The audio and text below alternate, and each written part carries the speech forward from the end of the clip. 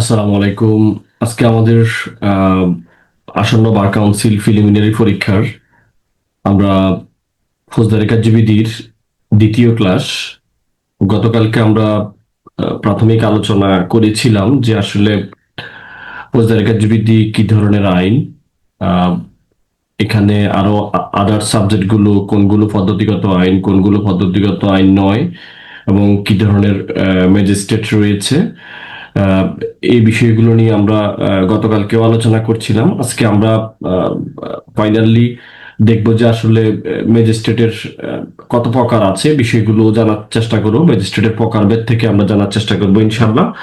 আশা করছি আমাদের পূর্বের ক্লাসটা আপনারা শুনেছেন। তো শুরু করছি। দেখেন, ফৌজদারি কার্যবিধি 6-2 ধারা অনুযায়ী দুই শ্রেণীর ম্যাজিস্ট্রেট, একটা হলো জুডিশিয়াল ম্যাজিস্ট্রেট আর একটা হলো নির্বাহী ম্যাজিস্ট্রেট। ফৌজদারি কার্যবিধির 10 ধারায় নির্বাহী ম্যাজিস্ট্রেট, 11 ধারায় হচ্ছে হলো জুডিশিয়াল ম্যাজিস্ট্রেট বা বিচারিক ম্যাজিস্ট্রেট, 12 ধারায় বিশেষ ম্যাজিস্ট্রেটের কথা বলা আছে, অর্থাৎ স্পেশাল ম্যাজিস্ট্রেট যাদেরকে বলা হয়। আর 18 ধারায় বলা আছে হলো মেট্রোপলিটন ম্যাজিস্ট্রেট গণের নিয়োগ সম্পর্কে আলোচনা করা হয়েছে। আমরা এখানে অনেকগুলো ধারা দেখতে পেয়েছি। আমরা 6-2 দেখেছি দুই শ্রেণীর ম্যাজিস্ট্রেট আছে, এক হলো বিচারিক ম্যাজিস্ট্রেট বা জুডিশিয়াল ম্যাজিস্ট্রেট, নির্বাহী ম্যাজিস্ট্রেট। আমরা এই এই আপনার যেটা এক্সিকিউটিভ ম্যাজিস্ট্রেট বা যেটা নির্বাহী ম্যাজিস্ট্রেট সেটা 10 ধারাতে বলা আছে, আর যেটা জুডিশিয়াল ম্যাজিস্ট্রেট সেটা 11 ধারাতে বলা আছে।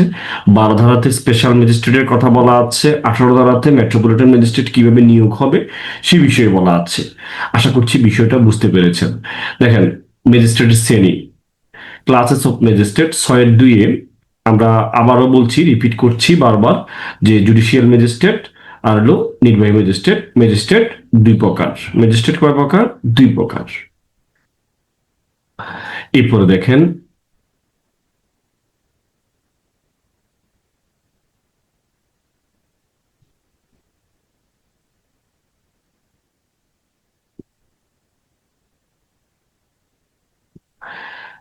আবার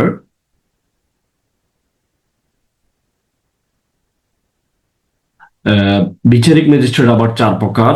6-3-এ বলা আছে, সে বিষয়টাই আমরা একটু দেখব। দেখেন, জুডিশিয়াল ম্যাজিস্ট্রেট ফথ সৃষ্টি, অর্থাৎ জুডিশিয়াল ম্যাজিস্ট্রেট এটা গণপ্রজাতন্ত্রী বাংলাদেশের সংবিধানের 22 অনুচ্ছেদ অনুযায়ী রাষ্ট্রের নির্বাহী অঙ্গসমূহ হতে বিচার বিভাগের পৃথকীকরণ রাষ্ট্র পরিচালনার একটি অন্যতম মূলনীতি। অর্থাৎ সংবিধানের 22 অনুচ্ছেদে উল্লেখিত নির্বাহী ম্যাজিস্ট্রেট হতে বিচার বিভাগের পৃথকীকরণ সংক্রান্ত গুরুত্বপূর্ণ মূলনীতিটি বাস্তবায়নে সর্বোচ্চ আদালত নির্দেশনা দিয়েছে।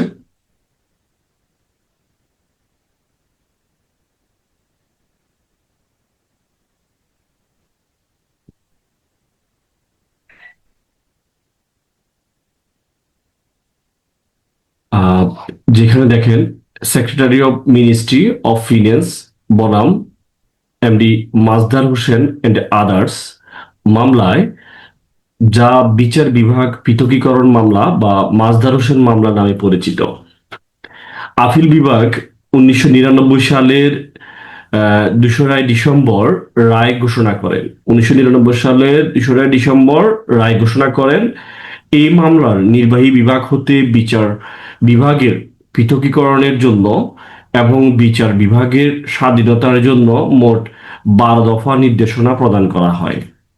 রাষ্ট্রের নির্বাহী অঙ্গসমূহ হতে বিচার বিভাগের পৃথকীকরণের মূলনীতিটি বাস্তবায়নের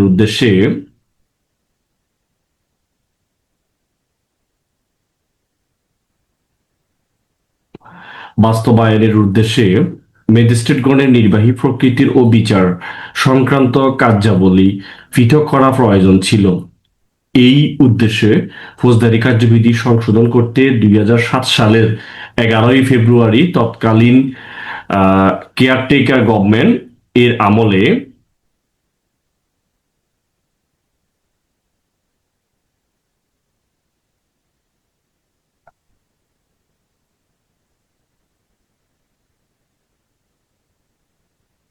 গণপ্রজাতন্ত্রী বাংলাদেশের সংবিধানের 93 এর এক অনুচ্ছেদের ক্ষমতা বলে রাষ্ট্রপতি দি code of criminal procedure amendment ordinance 2007 অধ্যাদেশ প্রণয়ন ও জারি করে। এই অধ্যাদেশ বলে ফৌজদারি কার্যবিধি সংশোধন করে বিচারিক ম্যাজিস্ট্রেট পদ সৃষ্টি করা হয়। ধারা 6 প্রতিস্থাপিত করে। পরবর্তীতে 2007 সালের এপ্রিল মাসে আরো একটি অধ্যাদেশ বলে ফৌজদারি কার্যবিধি সংশোধন করা হয়। পরবর্তীতে 2008 সালে নির্বাচনের পর নতুন সরকার গঠিত হয়। রাষ্ট্রের নির্বাহী অঙ্গসমূহ হতে বিচার বিভাগের পৃথকীকরণের মূলনীতি বাস্তবায়নের উদ্দেশ্যে পার্লামেন্ট নতুন করে দি code of criminal procedure amendment act 2009 পাশ করে ফৌজদারি কার্যবিধি সংশোধন করে। 2009 সালের আইনের 1 এর 2 ধারার বিধান করা হয়। এই আইনটি 1 নভেম্বর 2007 তারিখ হতে কার্যকর হবে। একই সাথে 2007 সালের অধ্যাদেশের অধীন গৃহীত সকল কার্যক্রমের বৈধতা 2009 সালের আইনের মাধ্যমে দেওয়া হয়। এই কারণে বলা হয় ফৌজদারি কার্যবিধি জুডিশিয়াল ম্যাজিস্ট্রেট সম্পর্কিত বিধান অন্তর্ভুক্ত করা হয় 1 নভেম্বর 2007 থেকে। আশা করছি বিষয়টা বুঝতে পেরেছেন। দেখেন, আমরা এই জায়গাটা একটু দেখি যে নির্বাহী বনাম বিচারিক ম্যাজিস্ট্রেটের বিষয়টা, যেখানে কি বলতেছে নির্বাহী বনাম বিচারিক ম্যাজিস্ট্রেটগণের কার্যাবলী হতে সাধারণত নির্বাহী প্রকৃতির এবং বিচার সংক্রান্ত ব্যতিক্রম ছাড়া নির্বাহী ম্যাজিস্ট্রেটগণ নির্বাহী প্রকৃতির কার্যাবলী সম্পাদন করে। অন্যদিকে বিচারিক ম্যাজিস্ট্রেটগণ বিচারিক কার্যাবলী সম্পাদন করে। 2007 সালের পূর্বে বিচারিক কার্য সম্পাদন করার জন্য কোনো পৃথক বিচারিক ম্যাজিস্ট্রেট পদ ছিল না, কিন্তু রাষ্ট্রের নির্বাহী অঙ্গ হতে বিচার বিভাগের পৃথকীকরণের জন্য পৃথক বিচারিক ম্যাজিস্ট্রেট পদ সৃষ্টি করা প্রয়োজন ছিল। 2007 সালে রাষ্ট্রপতির অধ্যাদেশ বলে নির্বাহী ম্যাজিস্ট্রেট এবং বিচারিক ম্যাজিস্ট্রেটের পদ সৃষ্টি করা হয়। তাহলে ফৌজদারি কার্যবিধির বিচারিক ম্যাজিস্ট্রেট বা জুডিশিয়াল ম্যাজিস্ট্রেট সংক্রান্ত বিধান 2007 সালে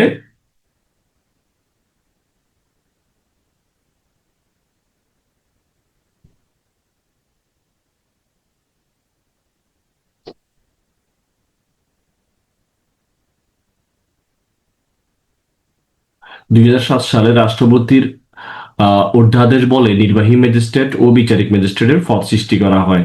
ফৌজদারি কার্যবিধিতে বিচারিক ম্যাজিস্ট্রেট বা জুডিশিয়াল ম্যাজিস্ট্রেট সংক্রান্ত বিধান 2007 সালে অন্তর্ভুক্ত করা হয় এবং এটা 2007 সালের 1 নভেম্বর হতে কার্যকর করা হয়। বিচারিক ম্যাজিস্ট্রেট নিয়োগ দেওয়া হয় বাংলাদেশ জুডিশিয়াল সার্ভিসের অর্থাৎ বিজেএস সদস্যদের মধ্য হতে।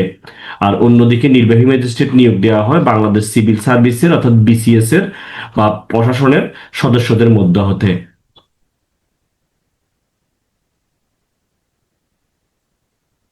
আমরা একটু প্রশ্ন দেখার চেষ্টা করি যে বিগত সনে কি কি প্রশ্ন আসছিল। বিগত বছরে যে প্রশ্ন আসছে যে ফৌজদারি কার্যবিধিতে জুডিশিয়াল ম্যাজিস্ট্রেট সম্পর্কিত বিধান কোন সনে অন্তর্ভুক্ত করা হয়েছে, তাহলে আমরা যদি বেসিক্যালি দেখি 2007 সনে, তাইলে এটা কখন দি code of criminal procedure amendment ordinance 2007 দ্বারা ফৌজদারি কার্যবিধিতে বিচারিক ম্যাজিস্ট্রেট সম্পর্কিত বিধান যুক্ত করা হয়। এটা 1 নভেম্বর। যদি তারিখও জানতে চায় তাহলে 1 নভেম্বর 2007 তারিখ হতে এটা কার্যকর করা হয়।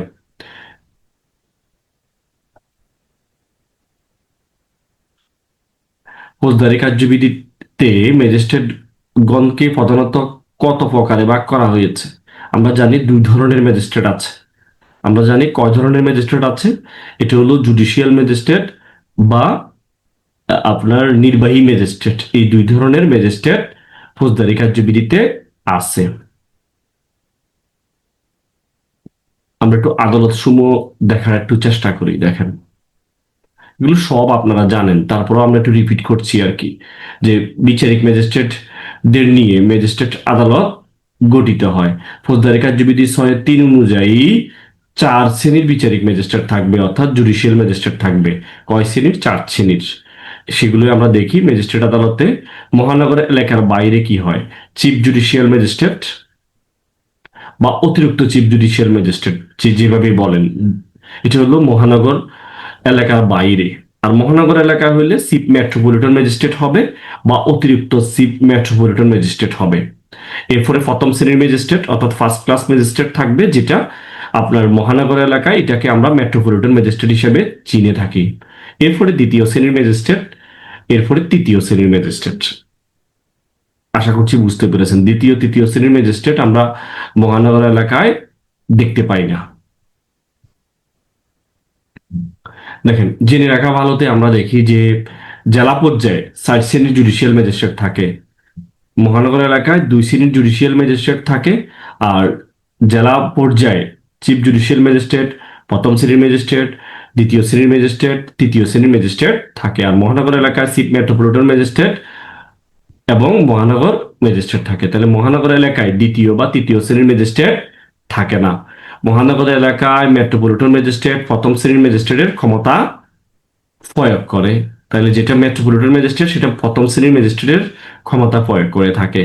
6-3 ধারার অধীন chief judicial magistrate, chief metropolitan magistrate বলতে অতিরিক্ত চিফ জুডিশিয়াল ম্যাজিস্ট্রেট, অতিরিক্ত চিফ মেট্রোপলিটন ম্যাজিস্ট্রেট অন্তর্ভুক্ত হবে। অতিরিক্ত তো বুঝে নিয়ে অতিরিক্ত, এগুলো সেম পাওয়ার থাকবে।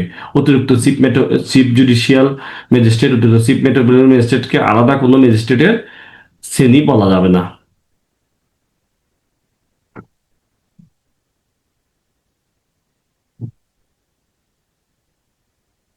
আমরা বিগত সময়ের প্রশ্ন দেখার চেষ্টা করি যে জেলা পর্যায়ে সাধারণত কত প্রকারের জুডিশিয়াল ম্যাজিস্ট্রেট থাকে। আমরা একটু আগে দেখেছি যে 4 প্রকার, 4 প্রকারের কি থাকে, জুডিশিয়াল ম্যাজিস্ট্রেট থাকে।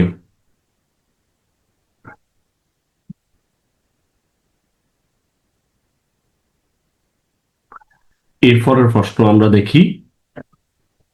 দেখেন, প্রথম শ্রেণীর ম্যাজিস্ট্রেটের ক্ষমতা প্রয়োগ করতে পারে কে? ওই যে মেট্রোপলিটন ম্যাজিস্ট্রেট, প্রথম শ্রেণীর ম্যাজিস্ট্রেট। আর মহানগর এলাকায় মেট্রোপলিটন ম্যাজিস্ট্রেট নামেও পরিচিত, তাই মেট্রোপলিটন ম্যাজিস্ট্রেট মহানগর এলাকায় প্রথম শ্রেণীর ম্যাজিস্ট্রেটের ক্ষমতা প্রয়োগ করতে পারে। এরপরে আমরা দেখি বিচারিক ম্যাজিস্ট্রেটের নিয়োগের বিধানটা আমরা একটু দেখার চেষ্টা করি যে এগুলো নিয়োগ কেমনে হয়। বিচারিক ম্যাজিস্ট্রেট নিয়োগে হলো 11 ধারাতে বলা আছে, জুডিশিয়াল ম্যাজিস্ট্রেটদেরকে নিয়োগ দেওয়া হয়। ফৌজদারি কার্যবিধির 11 ধারার মহানগর এলাকার বাইরে জেলা পর্যায়ে বিচারিক ম্যাজিস্ট্রেটগণের নিয়োগ সংক্রান্ত বিধান আলোচনা করা হয়েছে। অন্যদিকে 18 ধারায় মহানগর এলাকায় মেট্রোপলিটন ম্যাজিস্ট্রেটদের নিয়োগ সংক্রান্ত বিধান আলোচনা করা হয়েছে। বুঝতে হবে যে 18 ধারাতে সেটা স্পেসিফিকলি আপনার মহানগর এলাকায় এই নিয়োগের কথা বলা হয়েছে, আর ফৌজদারি কার্যবিধির 11 ধারাতে হলো মহানগর এলাকার বাহিরে অর্থাৎ জেলা পর্যায়ে নিয়োগের বিধানটা। একটু বুঝে শুনে উত্তর দিতে হবে। ফৌজদারি কার্যবিধির 11 ধারার বিধান করা হয়েছে যে সংবিধানের 133 অনুচ্ছেদের বিধান বলি, অর্থাৎ রাষ্ট্রপতি কর্তৃক প্রণীত বিধান অনুসারে বাংলাদেশ জুডিশিয়াল সার্ভিসে নিয়োগপ্রাপ্ত ব্যক্তিদের মধ্য হতে মহানগর এলাকার বাইরে প্রত্যেক জেলায় চিফ জুডিশিয়াল ম্যাজিস্ট্রেট, অতিরিক্ত চিফ জুডিশিয়াল ম্যাজিস্ট্রেট বা অন্যান্য বিচারিক ম্যাজিস্ট্রেট নিয়োগপ্রাপ্ত হবে।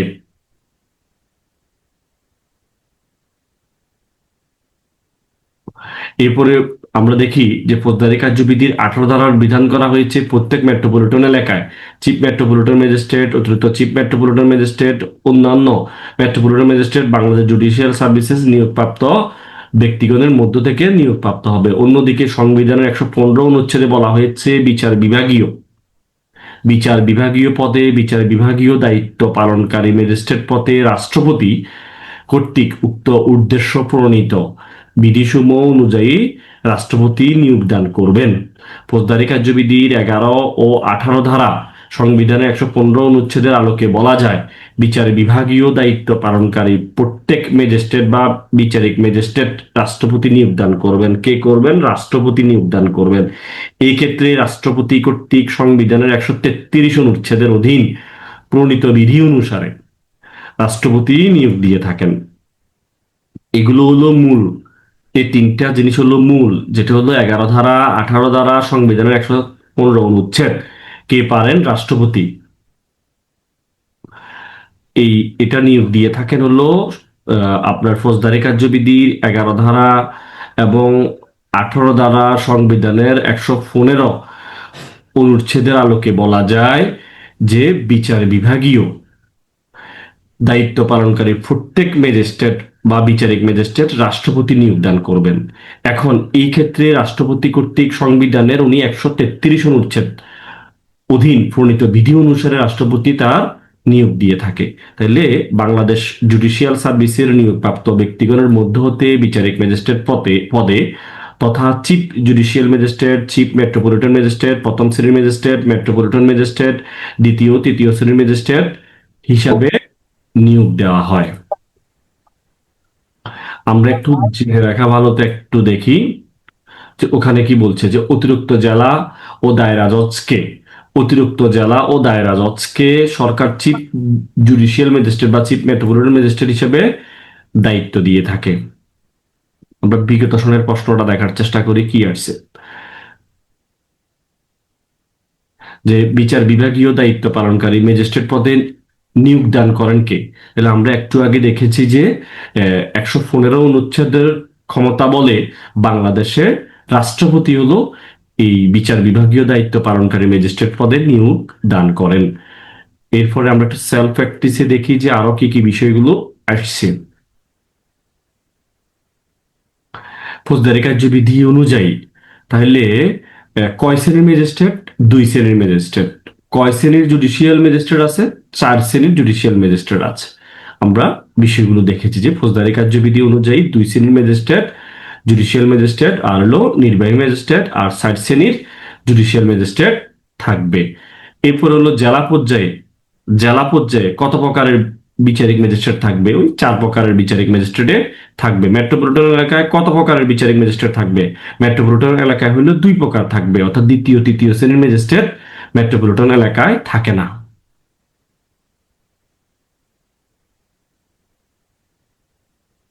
ফৌজদারি কার্যবিধির কত ধারায় জেলা পর্যায়ে জুডিশিয়াল ম্যাজিস্ট্রেট নিয়োগ সংক্রান্ত বিধান আছে? তাহলে 11 ধারায়। ফৌজদারি কার্যবিধির কত ধারা জেলা পর্যায়ে জুডিশিয়াল ম্যাজিস্ট্রেট নিয়োগ দেওয়া হয়? 11 ধারায়। আর ফৌজদারি কার্যবিধির কত ধারায় মহানগর এলাকায় চিফ মেট্রোপলিটন ম্যাজিস্ট্রেট বা মেট্রোপলিটন ম্যাজিস্ট্রেট নিয়োগ দেওয়া হয়? 18 ধারায়। এই জিনিসটা গোলাই ফেলবেন, তাহলে দুইটা আলাদা আলাদা, একটা হলো 11 ধারায় আর একটা হলো মেট্রোপলিটন এলাকায় হলো 18 ধারায় কথা বলা আছে। এরপরে হলো দেখেন বিচার বিভাগীয় পদে অর্থাৎ বিচার বিভাগীয় দায়িত্ব পালন করে ম্যাজিস্ট্রেট পদে নিয়োগ দেওয়ার ক্ষমতা কার আছে? মানে ক্ষমতা আছে হলো, এটা হলো সংবিধানের 115 অনুচ্ছেদে ক্ষমতা বলে রাষ্ট্রপতির আছে। আবার 133 মিলেন না, 133 হলো ওই যে বিধি প্রণয়নের বিষয়টা বলা আছে।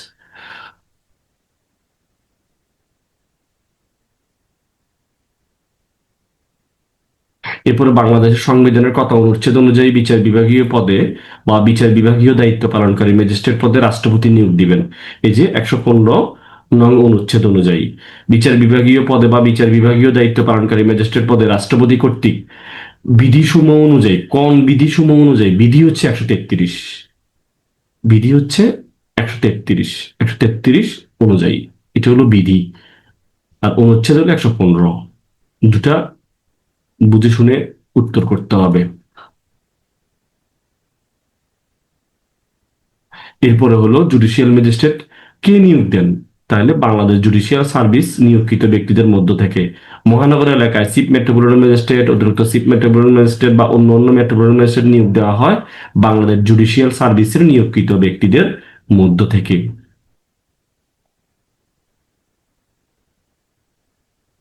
মহানগর এলাকায় চিফ মেট্রোপলিটন ম্যাজিস্ট্রেট কি নামে পরিচিত?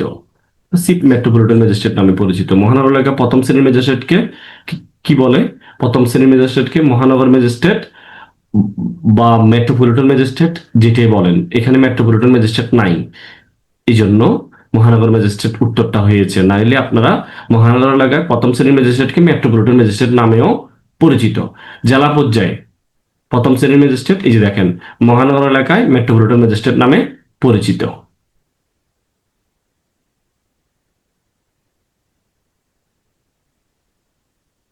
জেলা পর্যায়ে জেলা পর্যায়ে কি বলতেছে, যে চিফ জুডিশিয়াল ম্যাজিস্ট্রেট, আর মহানগর এলাকায় হলো চিফ মেট্রোপলিটন ম্যাজিস্ট্রেট।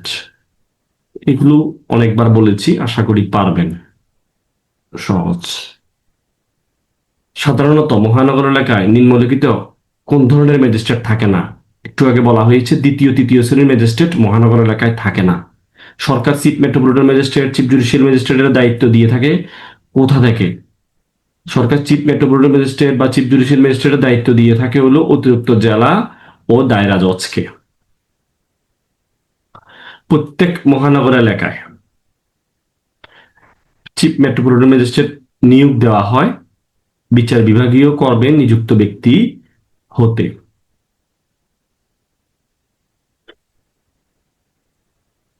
প্রত্যেক মহানগর এলাকায় অতিরিক্ত চিফ মেট্রোপলিটন ম্যাজিস্ট্রেট নিয়োগ দিতে পারে কে পারে? সরকার পারে।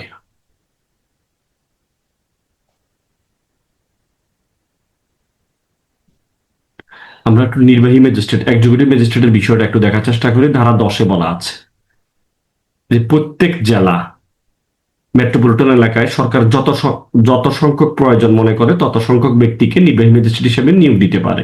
তাদের মধ্য থেকে একজনকে জেলা ম্যাজিস্ট্রেট হিসেবে নিয়োগ দেওয়া হয়। 10-এর 1-এ বলা আছে সরকার বাংলাদেশ সিভিল সার্ভিস প্রশাসন অর্থাৎ যে বিসিএস থেকে আর কি, যে নিয়োজিত কোনো ব্যক্তিকে নির্বাহী ম্যাজিস্ট্রেট হিসেবে নিয়োগ দিতে পারে। 10-এর 5-এ বলা আছে যে কোনো জেলা বা উপজেলায় নিয়োগপ্রাপ্ত সহকারী কমিশনার, অতিরিক্ত ডেপুটি কমিশনার অথবা থানা অফিসার, নির্বাহী অফিসার, টিওনু ইউনু নির্বাহী ম্যাজিস্ট্রেট বলে গণ্য হবে এবং তাদের এলাকায় নির্বাহী ম্যাজিস্ট্রেটের ক্ষমতা প্রয়োগ করতে পারেন। 10-এর 6-এ বলা আছে। তাহলে মেট্রোপলিটন এলাকায় সরকার যে কোনো পুলিশ কমিশনারকে নির্বাহী ম্যাজিস্ট্রেটের ক্ষমতা অর্পণ করতে পারে। 10-এর 7-এ বলা আছে।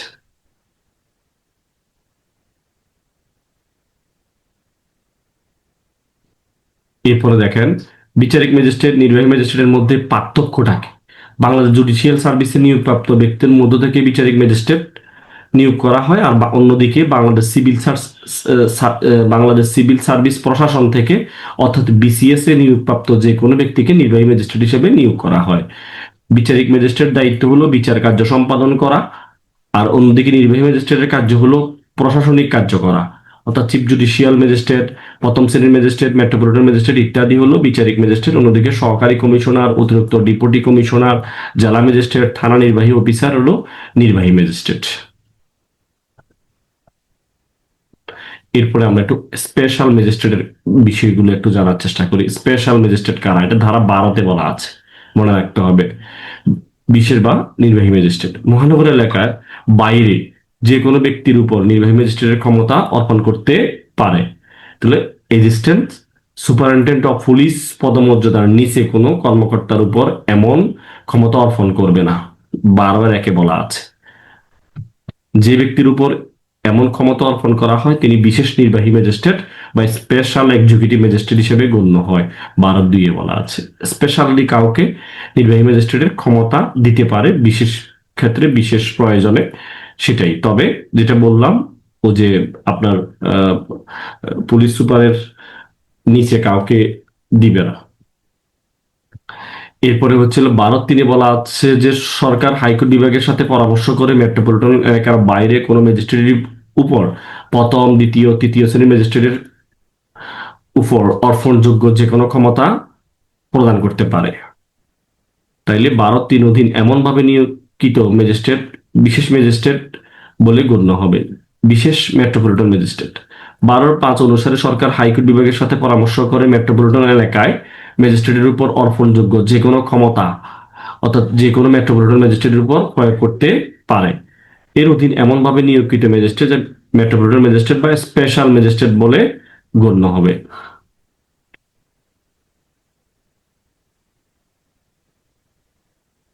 এরপর হলো আমরা দেখি জেনে রাখা ভারতে কি বলা আছে যে নির্বাহী ম্যাজিস্ট্রেটের মধ্য থেকে যে কোনো একজনকে সরকার জেলা ম্যাজিস্ট্রেট কি দিবে, নিয়োগ দিয়ে থাকে। ধারা 10-এর 1-এ বলা আছে এই নির্বাহী ম্যাজিস্ট্রেটের মধ্য থেকে একসময় তারা কি হয়ে যাবে, জেলা ম্যাজিস্ট্রেট হিসেবে নিয়োগ পেয়ে থাকে।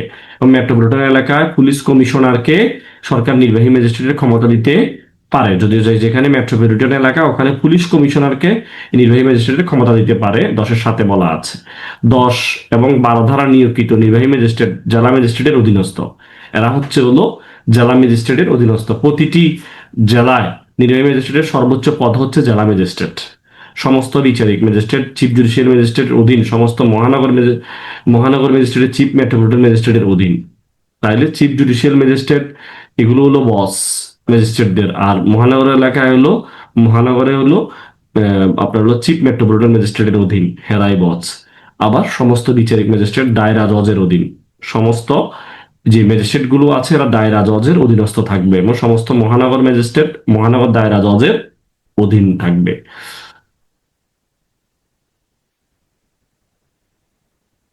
প্রতিটি জেলায় নির্বাহী ম্যাজিস্ট্রেটের সর্বোচ্চ পদ হচ্ছে জেলা ম্যাজিস্ট্রেট। সহজ হিসাব, প্রতিটি জেলায় নির্বাহী ম্যাজিস্ট্রেটের সর্বোচ্চ পদ হচ্ছে জেলা ম্যাজিস্ট্রেট। পরীক্ষায় ঘুরি ফিরি এগুলোই আসে, এত ডিপ্রেশন নেওয়ার কিছু নাই, পরীক্ষা সহজে আসে। ফৌজদারি কার্যবিধির কত ধারা অনুসারে নির্বাহী ম্যাজিস্ট্রেট নিয়োগ দেওয়া হয়? তাইলে 10 ধারা অনুসারে, এটা মুখস্থ রাখতে হবে। নির্বাহী ম্যাজিস্ট্রেট নিয়োগ দেওয়া হয় কোথা থেকে? ওই যে বাংলাদেশ সিভিল সার্ভিস, ওই যে বিসিএস থেকে। এরপরে হলো জেলা ম্যাজিস্ট্রেট নিয়োগ দেওয়া হয় ওই যে নির্বাহী ম্যাজিস্ট্রেটের মধ্য থেকে।